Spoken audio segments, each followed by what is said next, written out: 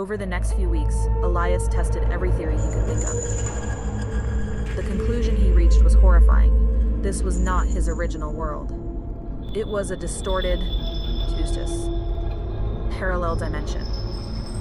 A reality that was almost fundamentally broken. It took him a long time to finally accept that reality, and in that moment of acceptance, Two suddenly spoke. He finally understood what Arthur had meant on the tape. I always had this feeling, like déjà vu, like I had lived through these moments before. Now I have the proof. Through them, across an unimaginably vast scale of time, I've lived through them countless times. Arthur had known about the parallel worlds. Elias tried to find the abyss again.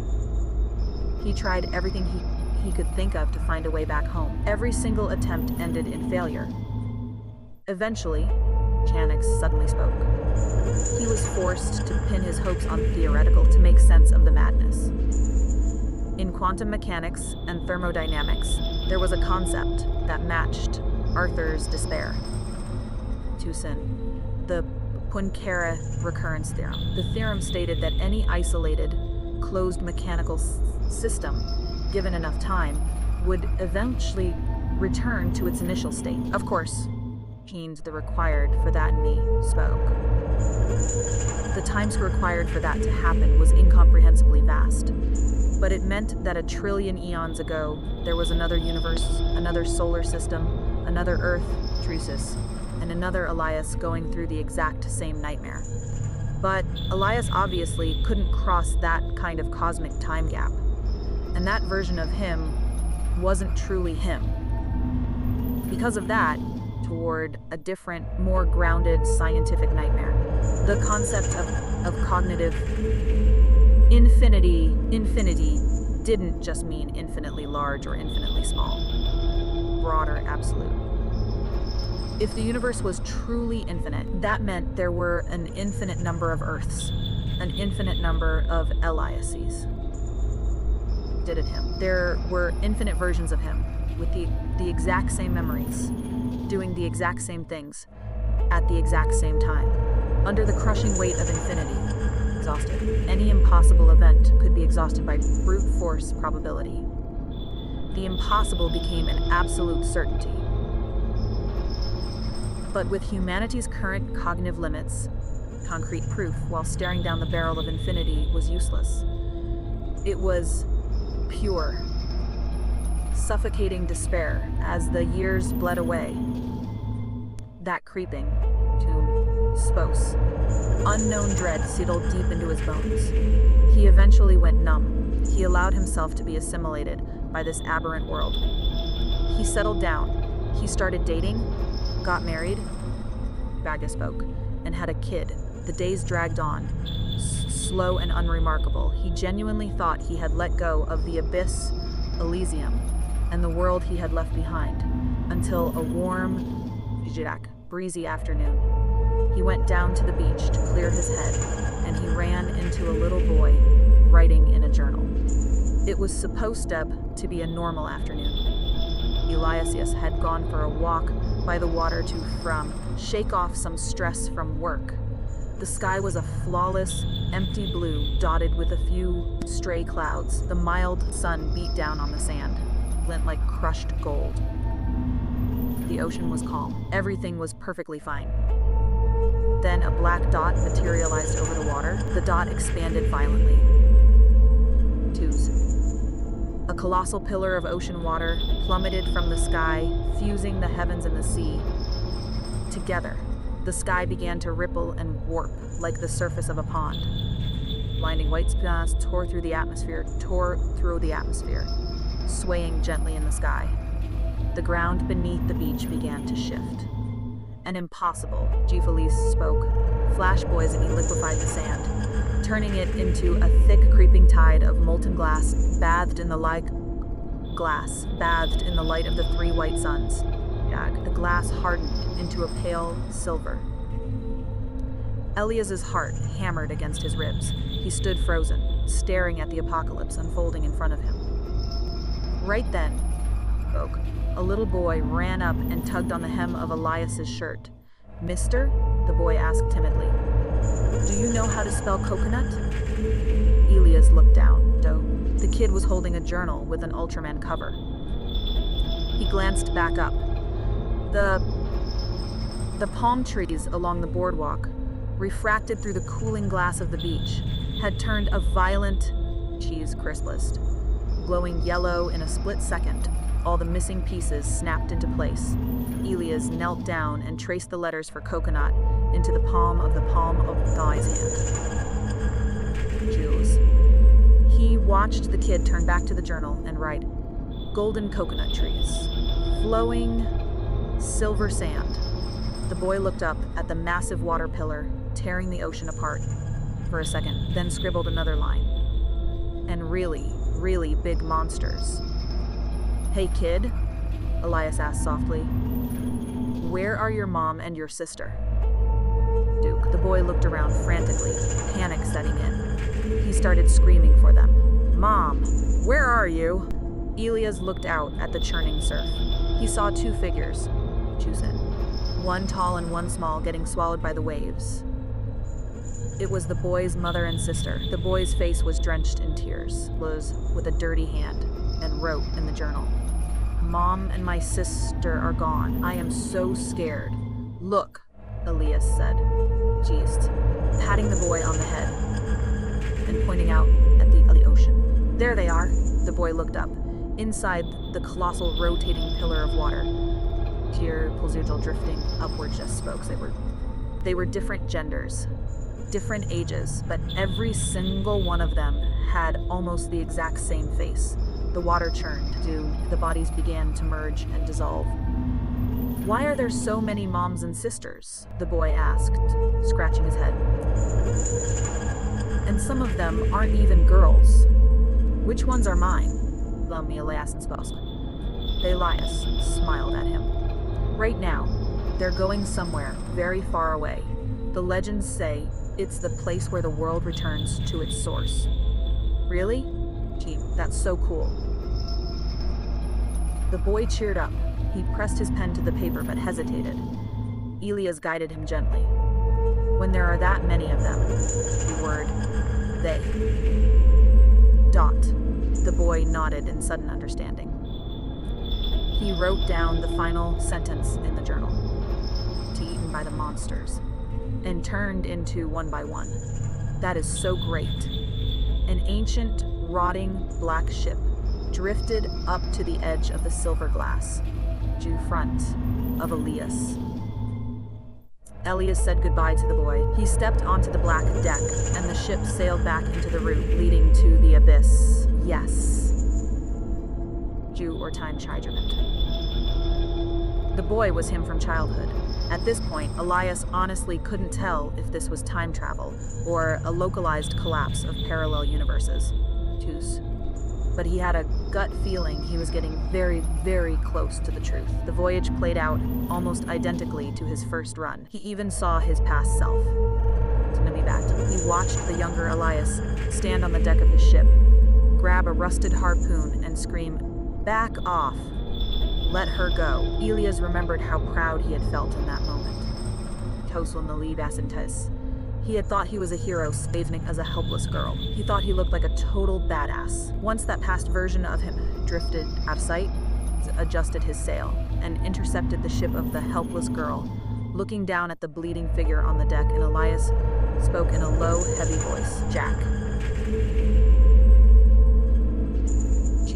The frail figure snapped their head up, revealing the dirt-streaked face of a young boy. "You know me?" the kid asked, clutching his bleeding ribs. "How do you know my new name?" Frowned. He didn't answer the question. Instead, he asked one of his own. "What was your name before?" "Elias," the boy muttered, spitting blood onto the deck. "I hated it." "So I changed it." Having the final confirmation, Elias turned his ship around and sailed away without looking back. The frail figure wasn't a woman. It was just a malnourished, bellowed little boy with a soft voice. For the rest of the voyage, Elias pushed the ship to its absolute limit. When he hit the dead zone, two suddenly spoke. nearly 2 kilometers outside of Elysium, the black ship locked in place. He unhooked the wooden skiff and dropped it into the water, rowing with everything he had. Watched the other version of himself. His past self coil his muscles, ready to leap onto the iridescent shore. Elias gritted his teeth. Spoke. He grabbed the rusted iron harpoon from the bottom of the skiff and hurled it with brutal, lethal force.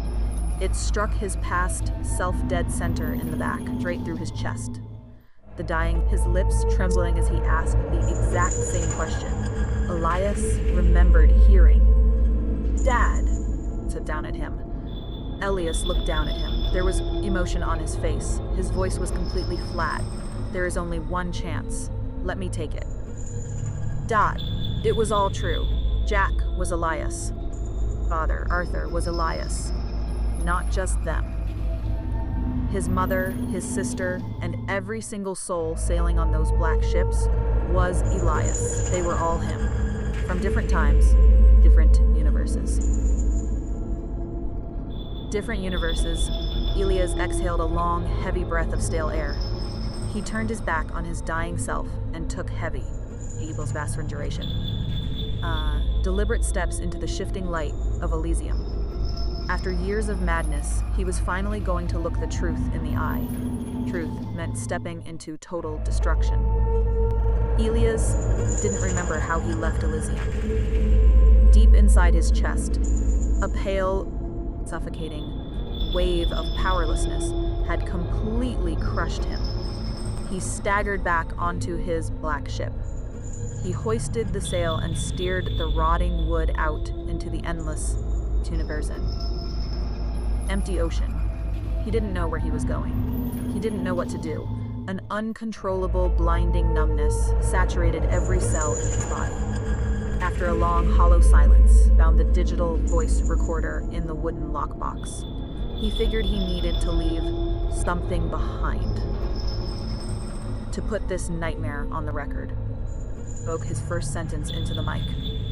"I can't turn back." He paused, gathering the strength to keep talking.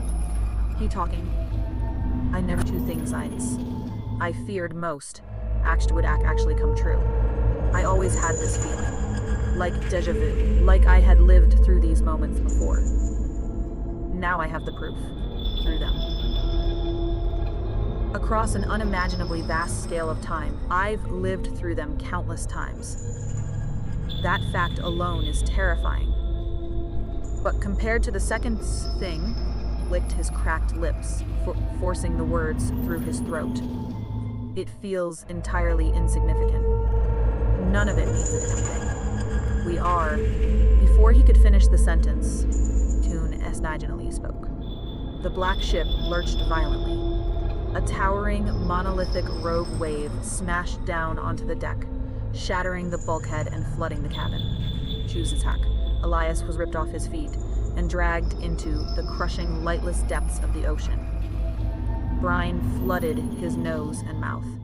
His lungs screamed for oxygen. The primal, Chima's back is wired to desire to live, made him thrash and fight like a cornered animal.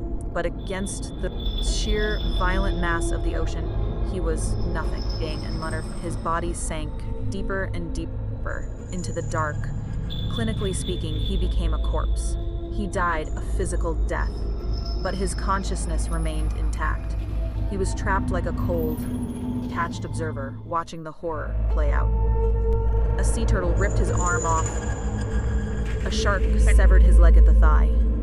Finally, a massive blue whale swallowed the rest of his mangled torso whole. Inside the whale's churning stomach his corpse was slowly dissolved by the acid. Suddenly spoke. But for some inexplicable reason, a cluster of black fungal spores began pulsing inside his left eyeball. The spores protected the eye, preventing it from being digested. It passed through the whale's system and was expelled back into the open ocean along with the waste. A dark-scaled ocean fish swam up, opening its jaws to eat the floating eyeball. Suddenly spoke. But the exact second its mouth closed around the tissue, The black fungal spores shot out of the pupil and burrowed straight into the fish's own eye. A few hours later, Elias's eye completely replaced the fish's eye. The fish was technically dead, but because of the eye, or the black spores controlling it, it kept moving through the Pacific for days.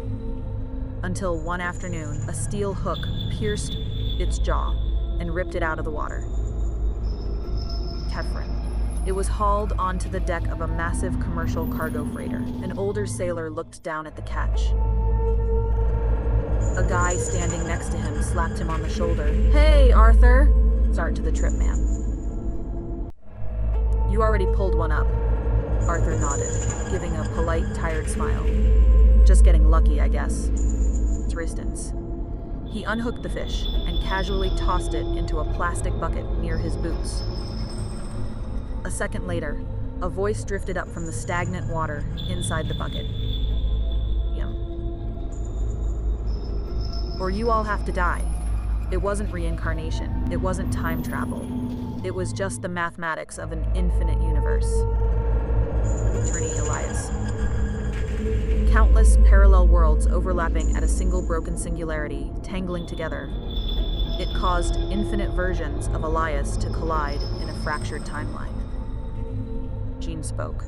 It looked like a closed time loop, but if you dug into the mechanics, there were massive holes in the logic, because they weren't the same person repeating a timeline. And different flowers. They were just identical gardens. But that was only half of the truth. On the tape recorder, Elias had said he was terrified of two things. Suddenly he spoke. The first was the horror of being trapped in an infinite repeating cycle. The second thing, he never got the chance to say it out loud.